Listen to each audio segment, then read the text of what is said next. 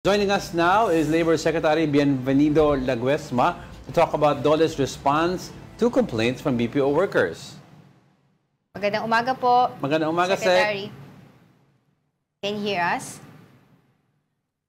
Sec, nakamute po.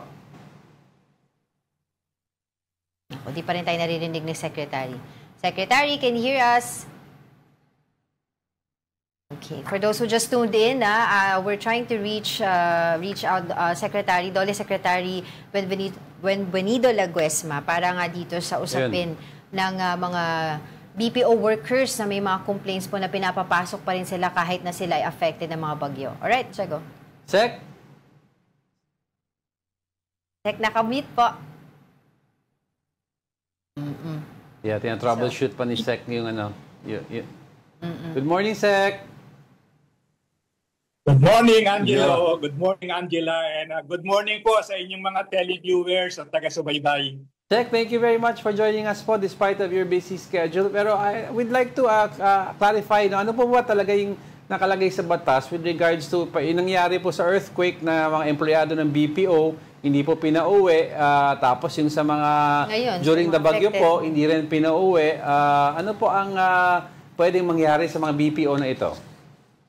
Una-muna, pasalamat sa inyong dalawa ni Angela dahil sa pagkakataon na kapagbigay ng informasyon. Alam niyo po, nung pa pong 2022, meron na pong tinatawag na labor advisory po ang Department of Labor and Employment. May kinalaman po sa suspension ng mga trabaho sa panahon po ng weather disturbances at similar occurrences kagaya po ng earthquake. Kaya nga po nalulungkot po tayo na tayo yung nagpapaalala sa mga employers na bagamat sila may tinatawag na management prerogative, dapat po ang priority ay health and safety ng mga manggagawa.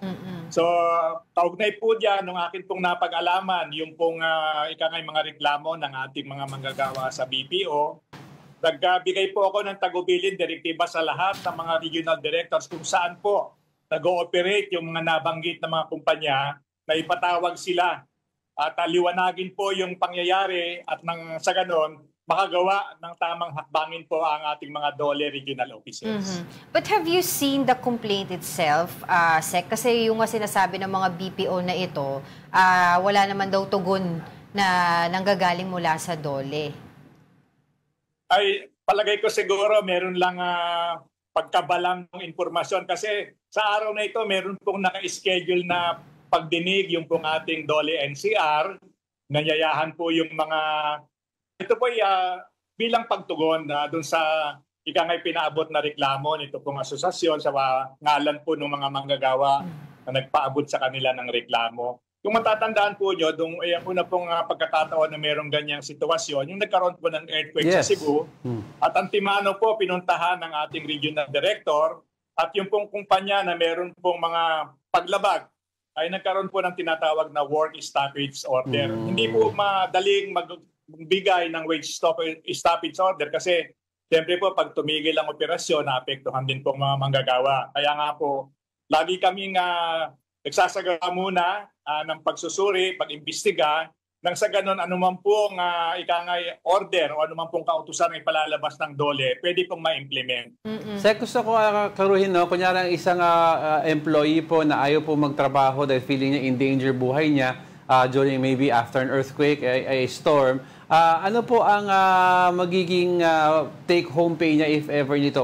Meron pa siyang wages for the day? Ang general principle, Angelo, no work, no pay. Okay. Maliban na lamang po kung meron pong company policy, company practice na sa ganung klaseng mga kaganapan, meron pong ipinagkakaloob na sweldo o kaya naman ay benepisyo ang atin pong mga employer. Bahagi po yun ng ating panawagan kasi sa panahon po ng kalamidad, sana po ay mag-exercise o magpakita ng malasakit ang mga employers at maging compassionate, lalo na po yung mga naapektuhan, ang kanilang kabuhayan, ang kanilang kalagayan, dahilan po sa pinsalang dulot ng mga weather disturbances. So, generally po, no work, no pay. Kaya nga po tayo ang ating panawagan, sana po maging compassionate at medyo considerate ang ating pong mga employer sa ating mga manggagawa. Dahil sila naman po talaga ang dapat na pagmalasakitan ng ating mga Pero, employers. Sec, pag isang employee po decides to stay during a calamity, kunyari typhoon signal number 2 or 3, meron po ba dapat ang hazard pay siyang matanggap? Wala pong ganong klaseng provision. Yun nga, ulitin ko lang, maliban na lamang po kung mayroong existing company policy and practice na nagkakaloob po ng mas maayos na benepisyo. Pero sa kabilang dako naman po, yung hindi po papasok, dapat po hindi sila i-subject sa disciplinary action. Okay.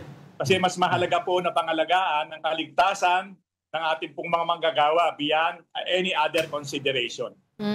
No, kasi I understand, I think yung kanilang call no ng grupong ito ay dun sa kanilang mga BPO companies ay magkaroon ng provision na leave with pay, yun ang hinihingi nila. Pero I understand na ito pong mga BPO company ito, Secretary, ay ang mga kliyente dito ay mga taga-ibang bansa. So hindi po nila alam, hindi sila aware masyado doon sa nagiging sitwasyon ng ating mga workers dito themselves. Ngayon, Sec, can we name itong mga BPO companies na to na hindi tumatalima doon sa suspension na dapat gawin kapag may mga ganitong delubyo na nararanasan ng mga kanilang empleyado?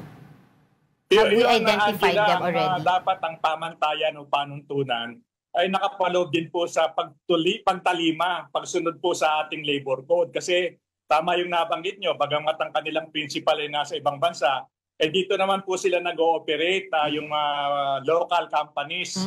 Kaya nga po dapat ay nasasaklawan sila ng atin pong mga batas na umiiral. At yun nga, yung may kinalaman sa pag-exercise ng management prerogative, dapat po ay isaalang-alang niya ang kaligtasan at kalusugan ng mga manggagawa beyond any other consideration. Alam po natin na merong mga demand lang pagpapatuloy ng operasyon, pero dapat po talaga unahin yung pong kaligtasan ng ating mga manggagawa. Kaya bahagi din po ng aming labor advisory ay kung hindi po makapag-report o kaya naman ay medyo natatakot ang manggagawa, dapat po hindi batayan yon ng anumang administrative sanction o kaya ay dapat lang siguro paliwanagan at unawain ang kalagayan po ng mga manggagawa lalo na sa ganitong pagkakataon.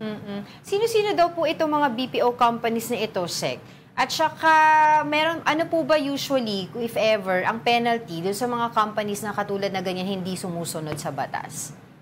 Titignan po natin na hindi ko po maibigay sa inyo. Meron pong open letter na binanggit po yung mga pangalan ng kumpanya at yung pong naging batayan ng pagpapatawag ng atin pong mga regional offices. No? At yun nga po ang layunin.